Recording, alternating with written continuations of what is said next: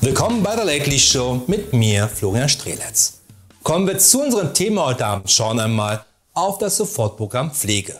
Oder, wie unser Bundesgesundheitsminister Jens Spahn sagen würde, Sie müssen mich wohl verwechseln. Denn ich kenne keinen Jens Spahn. Ich bin Jensi Fantastic. Augenblick mal, höre ich das Aufploppen von Masern? Keine Sorge, Menschheit, ich habe noch ein Gesetz in der Rückhand. Nimm das, Schurke. Und wieder werde ich es mit meiner geheimen Superpower durch den Bundestag bringen.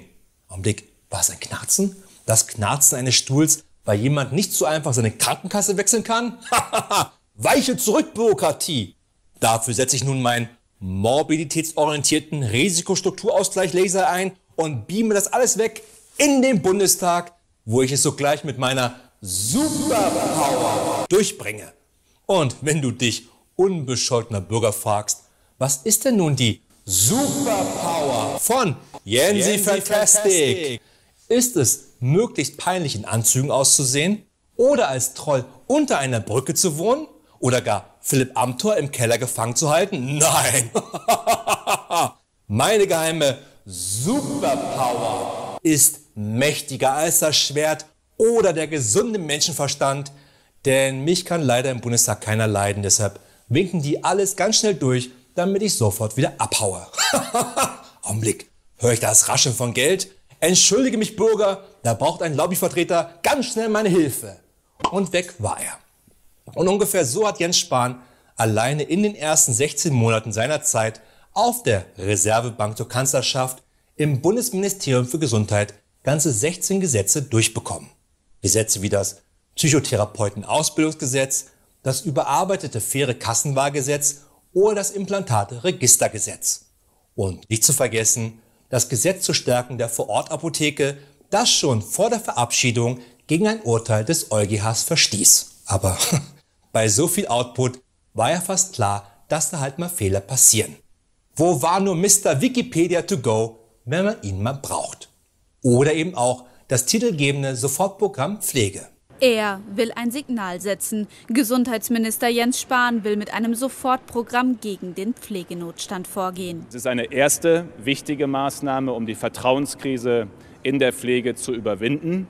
Wir spüren, denke ich, alle, dass die Frage, ob Politik tatsächlich verstanden hat, was in der Pflege, in den Krankenhäusern, in den alten Einrichtungen los ist. Kostenpunkt für die neuen Stellen 650 Millionen Euro pro Jahr.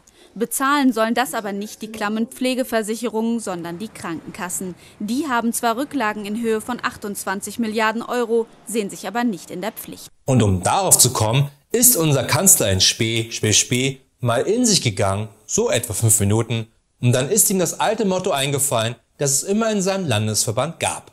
Also nicht auch mal morgens waschen und nicht nur zu Weihnachten, Jens, sondern Jens, du bist die hässlichste Kröte hier am Tisch, aber wenn dein Hirn mal wieder leer ist wie ein Schwamm, dann organisiere ganz schnell ein vom Bund finanziertes Sofortprogramm. Und schon war die Idee geboren. Und was wirklich eher nach Telekollega klingt, wurde dann in das sogenannte Sofortprogramm Kranken- und Altenpflege gegossen. Oder abgekürzt SOPKRONAMPF, klingonisch für Gesundheit. Oder ich reiß dir jetzt hier den Kopf ab. Das Sofortprogramm Pflege ist seit dem 1. Januar 2019 in Kraft und soll das Problem mit dem massiven Personalmangel im Pflegebereich lösen. Denn den Pflegeberufen fehlt der Nachwuchs. Doch dank dem Sofortprogramm Pflege sollen vor allem mehr zusätzliche Krankenschwestern und Pfleger eingestellt werden, die dann nicht von den privaten Trägern der Krankenhäuser bezahlt werden, sondern von den gesetzlichen Krankenkassen.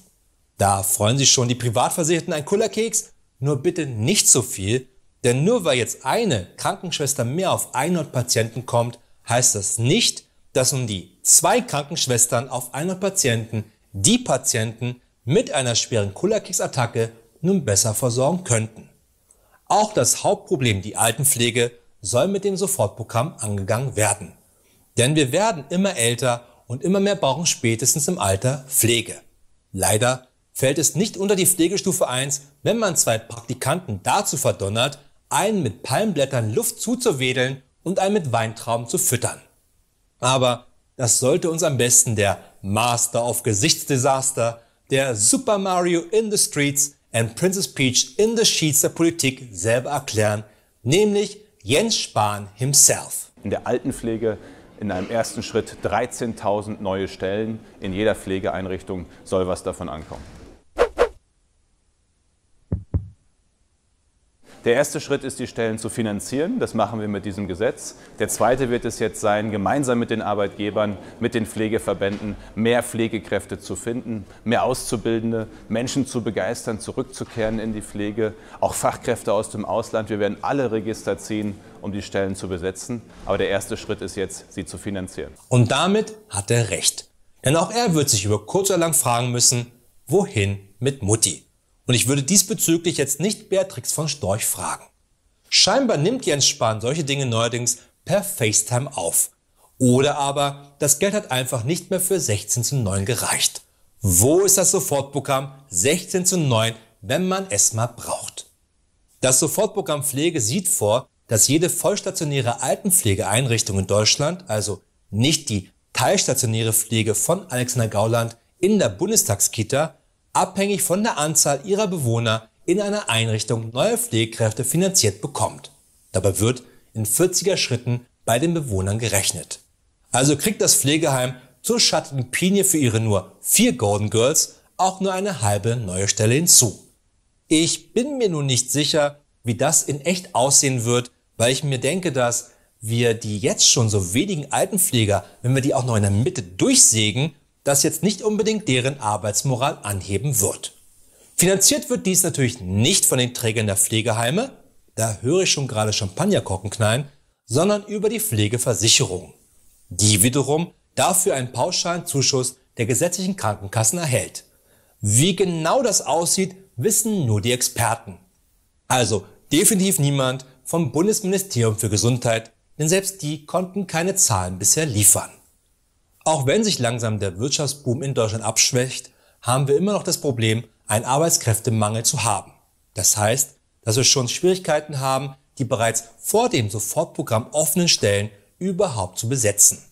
Aber der Jensi ist ja nicht auf den Kopf gefallen, zumindest in der letzten halben Stunde, also hat er natürlich auch dafür eine Lösung, nämlich Arbeitskräfte aus dem Ausland anzuwerben, wie hier aus dem Kosovo. Win-Win nennen 2 Gesundheitsminister ihre neue Kooperation.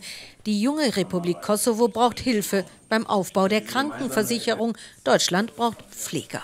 Jens Spahn will dem Eindruck entgegentreten, das reiche Deutschland löse seine Probleme auf dem Rücken anderer. Eine Kooperation?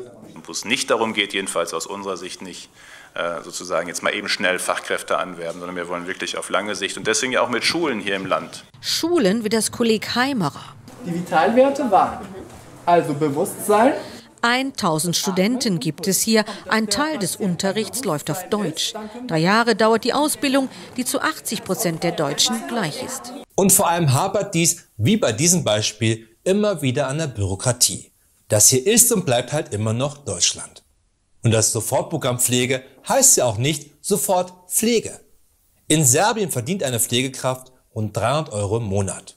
In Deutschland kann man aber bis zu 2.300 € verdienen. Und so toll das dann für uns hier ist, umso schlimmer ist es für die Länder, aus denen wir uns bedienen. Denn dort fehlen nun genau diese Fachkräfte. Und das ist nicht nur im Pflegebereich so. Wie aber sollen nun Länder wie der Kosovo oder Serbien es schaffen, einen wirtschaftlichen Aufschwung hinzubekommen, wenn die Menschen, die für diesen Aufschwung gebraucht werden, abgewandert sind? Nur gibt es bei uns eine noch größere Barriere, als vielleicht 12 Monate auf die Beglaubigung eines Berufsabschlusses zu warten, nämlich unsere Sprache. Es gibt fast keinen anderen Job in Deutschland, bei dem die Sprache noch wichtiger ist als in der Pflege. Denn kranke und pflegebedürftige Menschen müssen zwingend auch verstanden werden. Und das ist die größte Herausforderung, der sich das Sofortprogramm Pflege natürlich auch stellt. Wie ich gerade nachgelesen habe, kommt das Wort Sprache in den 136 Seiten vom Sofortprogramm Pflege genau einmal vor. Und noch nicht einmal als Wort Sprache, sondern in dem Wort Absprache.